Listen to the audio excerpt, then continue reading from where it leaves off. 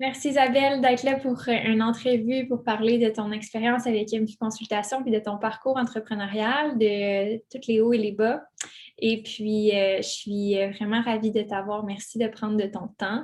Si tu veux commencer par nous expliquer qu'est-ce qui a fait naître Ecomotive, qu'est-ce qui a fait naître votre accompagnement, qu'est-ce qui a fait naître cette entreprise-là qui promouvoit les valeurs éco-environnementales, mais aussi psychologiques. Donc, d'où est venue l'idée?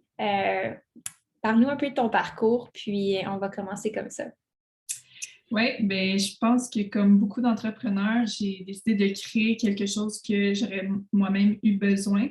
Je suis environnementaliste de formation, donc j'étudie l'environnement dans toutes ses disciplines.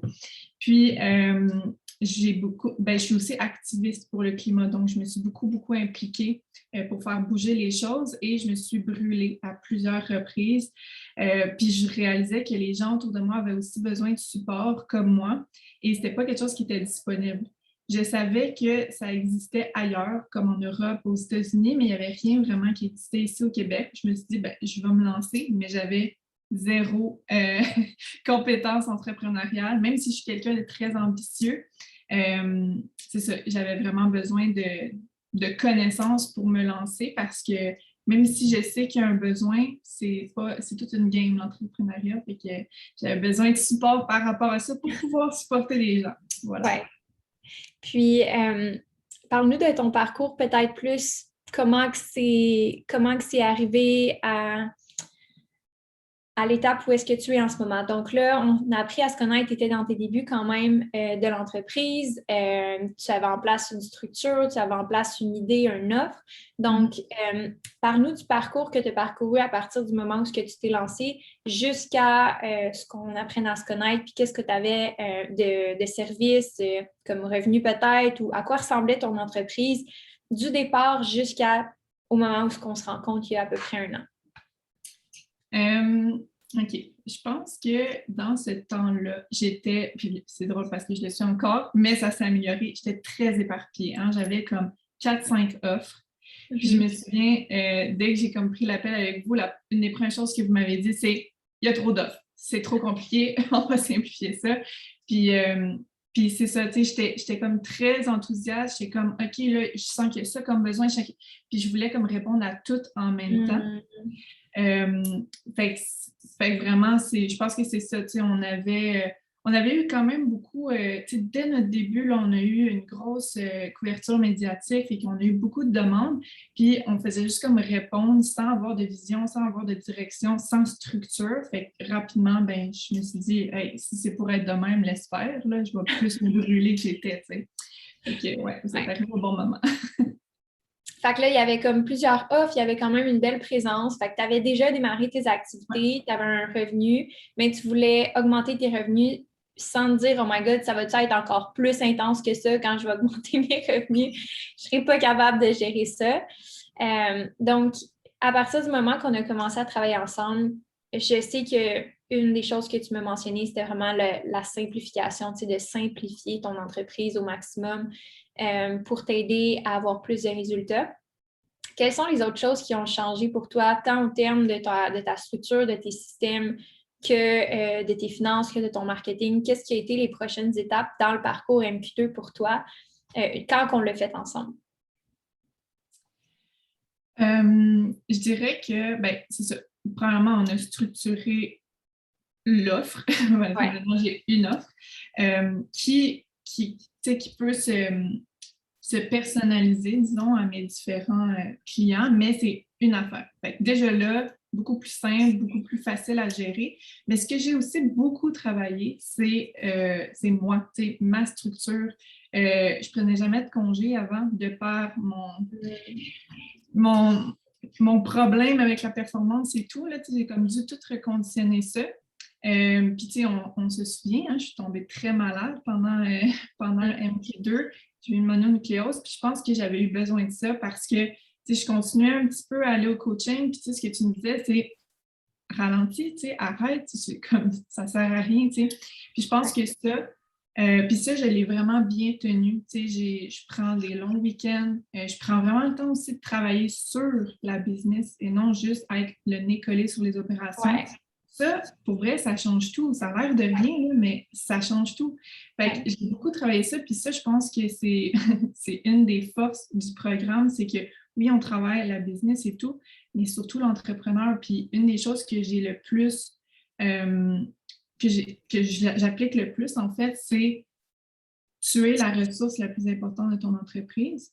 Mm-hmm. Et ça, peut-être que ça n'a pas un impact maintenant sur ton chiffre d'affaires ou peu importe, mais ça va en avoir plus tard parce que tu vas être meilleur dans tes ventes, dans ton marketing puis dans ton service. Puis ça, je le vois maintenant depuis quelques temps. Ouais.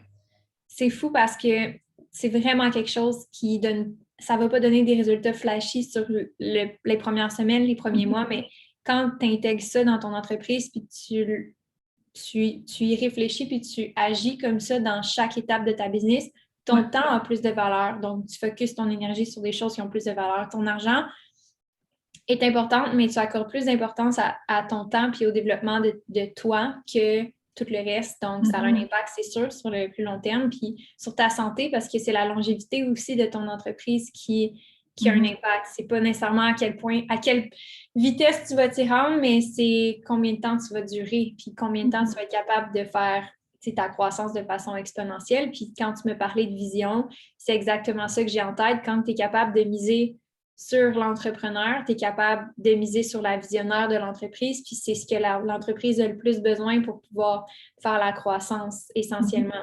Comme oui, dans l'opérationnel, comme tu dis, les tâches, les courriels, donner les services et tout ça, c'est important pour tenir la business en vie, mais qu'est-ce qui va faire que la business ne va pas juste tenir en vie, mais va faire vraiment une croissance?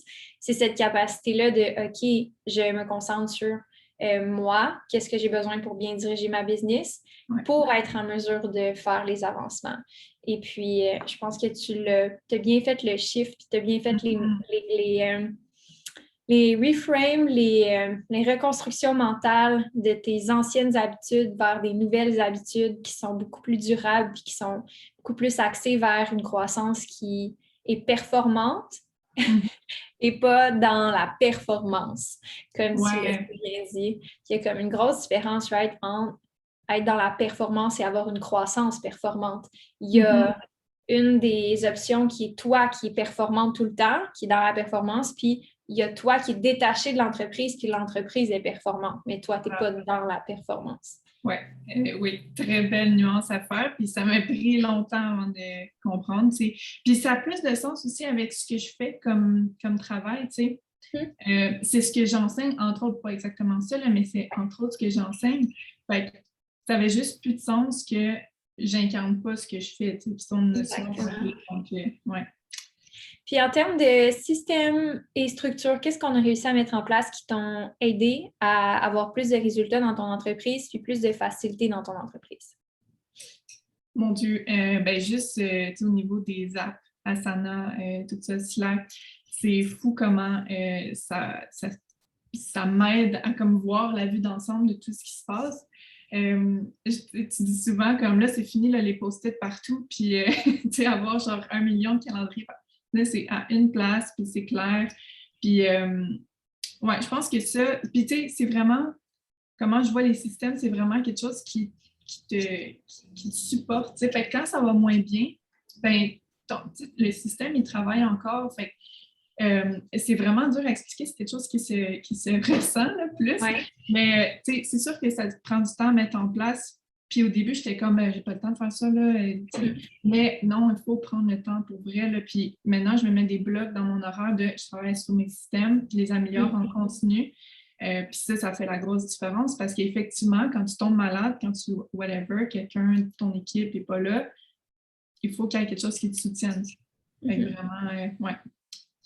J'aime vraiment ça. Puis, tu sais, je pense le fait aussi que tu avais une équipe qui n'avait pas nécessairement de direction ou qui n'avait pas nécessairement de directive ou qui manquait de communication, d'amener des outils comme Slack, qui a une communication qui est comme beaucoup plus constante, beaucoup plus claire, beaucoup plus segmentée, puis dirigée, bien, ça te permet d'avoir tout le temps le pouls sur qu'est-ce qui se passe. Puis le fait d'avoir vraiment des logiciels ou des systèmes pour ta gestion de tâches et aussi comment ta business opère te permet de pouvoir graduellement t'enlever un petit poids sur les épaules pour être moins dans les opérations, puis justement plus dans la direction de la business, puis dans les ventes, puis dans les choses qui rapportent vraiment. Mais je pense que c'est tellement facile de dire « j'ai pas le temps de le faire », parce qu'en réalité, c'est vrai que quand tu prends pas le temps de le faire, tu n'as pas le temps de le faire. Mais si tu regardes, encore une fois, ça ne rapporte pas directement sur l'entreprise. C'est aussi quelque chose qui n'est pas nécessairement sexy à faire parce que tu te dis, je ne viens pas de faire une vente en ce moment, je viens de mettre un système en place, mais je voudrais te demander qu'est-ce que tu vois comme répercussion plus sur le long terme d'avoir mis ça, pas nécessairement sur le court terme, mais sur le long terme. Ben déjà, là, j'ai plus de clients, j'ai plus de contrats et je ne suis pas plus stressée. C'est ça, en fait, le résultat pour moi, c'est que je suis capable d'en prendre. Encore aujourd'hui, j'ai comme pas encore atteint ma limite que tout va bien. Ça roule. Fait que c'est ça le but de mettre des systèmes en place, c'est que ça roule, c'est ça qui fait un roulement. Ouais. J'adore. Puis, si tu avais à décrire un petit peu comment tu as vécu l'expérience, on a parlé il y avait beaucoup de choses à mettre en place, tu as eu des shifts au niveau de ton mindset. Qu'est-ce qui était supportant pour toi dans le parcours? Qu'est-ce qui t'a vraiment aidé? Je sais que les coachings, ça a été une grosse partie de l'accompagnement pour toi. Y avait-tu des choses que tu voudrais expliquer par rapport à ton expérience, comment tu as vécu ça dans le MQ2? Ben oui, les coachings, puis je tiens à dire quelque chose sur les coachings, c'est que des fois, je n'avais pas nécessairement de questions, peu importe, mais j'y allais quand même, juste comme un engagement envers moi-même de comme, tu y vas, genre, puis tu travailles sur toi, puis parce que comme entrepreneur, ben, je ne sais pas si c'est la majorité, là, mais je pense qu'on s'oublie beaucoup.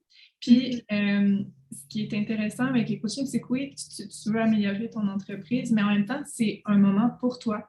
Et c'est dur de nous arrêter, mais je trouvais que les coachings, c'était un peu un moment quasiment de pause. Puis ça faisait du bien parce que je ressortais tout le temps avec une nouvelle idée, quelque chose. Mais sinon, outre ça, ben, la formation là, préenregistrée en vidéo, c'est vraiment fou. Je suis contente d'y avoir accès à vie parce que c'est sûr que je vais y revenir quand j'ai des petits bugs. Mais ouais, toute l'expérience. Puis aussi, les suivis. J'avais demandé à Mané, hey, j'aimerais ça qu'on m'écrive un peu plus souvent, tu sais, hey, comment ça se passe. Puis ça a été fait, c'est comme ce qu'on demande, si ça a de l'allure. C'est vraiment écouter. Puis ça, je trouve que ça fait vraiment toute la différence, tu sais. C'est vraiment très personnalisé, fait que c'est le fun. Yes, ben, je suis contente que tu aies aimé l'expérience. C'est vraiment le but puis que les transformations soient là pour toi. Si tu avais à peut-être conseiller quelqu'un qui est dans ce cheminement-là, parce qu'après réflexion, c'était un gros programme pour toi. Au moment où est-ce que tu as commencé, c'était un gros jump à faire que tu as pris, que tu as fait. Donc, si on avait à conseiller quelqu'un, qu'est-ce que tu crois qui est le moment parfait ou le timing parfait? Il n'y a pas de timing parfait, en guillemets, mais pour qui s'adresse le MQ2 selon ta perspective à toi, puis un conseil que tu donneras à quelqu'un qui est sur le point de commencer un accompagnement puis qui ne sait pas nécessairement par où commencer dans son entreprise? Ben c'est ça. En rétrospective, oui, ça m'a aidé là, de mettre en place plein de structures, de systèmes et tout, mais comme quand j'ai fait la MQ2, j'avais encore des jobs, j'étais encore aux études. C'était vraiment too much. Puis je pense que vraiment la MQ2, c'est quand tu es prête, puis tu as assez déjà de chiffre d'affaires pour vivre, puis là, tu veux croître. Je n'étais pas du tout rendue là. fait que je pense que c'est vraiment ça. Il faut avoir une bonne vision, il faut être solide. Parce que c'est ça, en fait, qui te permet de croître facilement. Puis là, ben, let's go MQ2, tu sais. Mais sinon, si t'es pas rendu là, ouais, c'est de la job en tabarouette. Mais ça se fait, je l'ai fait. Puis, je pense que pour mettre les choses en perspective, pour quelqu'un qui a déjà, justement, là, en ce moment, tu as doublé ton chiffre d'affaires. C'est extraordinaire. Félicitations. Si on avait à commencer maintenant, probablement que le MQ2 serait moins difficile, moins de travail, en parenthèse, que toi, tu étais aux études, tu avais toutes ces autres responsabilités-là, puis c'était beaucoup. Puis c'est pour ça que j'ai comme mis un pied sur les freins à un moment donné, juste faire, OK, on va juste mettre des choses en perspective, on va s'arranger s'il y a de quoi, etc.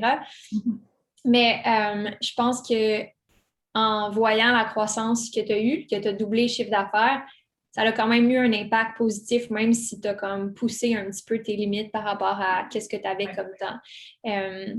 J'ai l'impression que peut-être que ça a été plus soft si on avait fait ça cette année. Mais je trouve ça intéressant de voir que ton revenu a doublé parce qu'il y a vraiment eu des choses qui se sont passées qui t'ont permis d'expandre davantage. Oui, vraiment. Vraiment. Puis même que je suis persuadée que si je n'avais pas poussé mes limites à ce point-là, mon chiffre d'affaires aurait encore plus, c'est peut-être triplé ou peu importe. C'est vraiment ça. C'est qu'il faut vraiment faire attention à soi. Puis regarde l'impact que ça va avoir sur ton entreprise. C'est vraiment ça que je retiens. C'est tellement un message, une clarification du message encore plus importante parce que c'est vrai que si on avait dans le meilleur des mondes, il faut toujours passer soi en premier. Quand on ne peut pas faire mieux parce qu'on ne connaît pas mieux, on ne peut pas savoir. Mais quand on entre en conscience, on prend des décisions plus conscientes par rapport à son entreprise. J'adore la spécification que tu as amenée. Donc, écoute, je veux parler de ton entreprise un petit peu parce qu'on en a parlé au début, mais je veux être capable de pouvoir donner des ressources à toutes les personnes qui écoutent cet enregistrement-là. Puis, peux-tu nous parler un peu des services que tu offres puis la meilleure façon de communiquer avec toi pour en savoir plus sur tes services? Mais en fait, moi, j'aide toutes les personnes qui sont, on dit, dans le métier du care. Fait que toutes les personnes qui prennent soin de d'autres personnes. Souvent, ces personnes-là sont en épuisement. Donc, nous, on aide ces gens-là, mais dans une perspective de changement sociétal. Donc, changement environnemental, changement sociétal. Donc, on ne se concentre pas juste sur l'individu, mais l'individu dans son environnement. Fait que voilà, fait que notre site Internet, bon, il se trouve sur Google, Écomotion. Sinon, on est sur Instagram, Facebook aussi. Voilà. Un gros merci. Je vais mettre tous les liens pour que tout le monde puisse aller voir qu'est-ce que vous faites, qui est extraordinaire. Puis, je veux te féliciter de ton parcours, je veux te féliciter de ton implication, puis je veux te dire un gros merci pour ta confiance et de ton temps aujourd'hui. Ça fait plaisir. Merci à toi. À bientôt. À bientôt.